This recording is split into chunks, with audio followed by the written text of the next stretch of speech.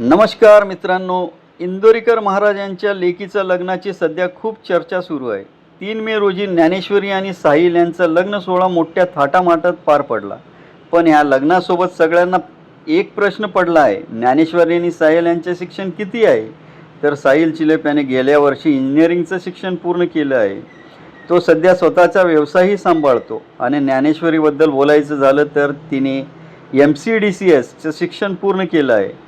महत्त्वाची गोष्ट म्हणजे दोघेही शिक्षण घेत असतानाच त्यांच्या कुटुंबाने लग्नाचा निर्णय घेतला आणि आई-वडिलांचा मान ठेवत दोघांनीही त्या नात्याला होकार दिला. जेव्हा लग्न ठरण्याची वेळ आली तेव्हा इंदोरीकर महाराजांनी एक खूप छान वाक्य सांगितलं, आम्ही तुमची संपत्ती नाही पाहिली, आम्ही माणसं पाहिली.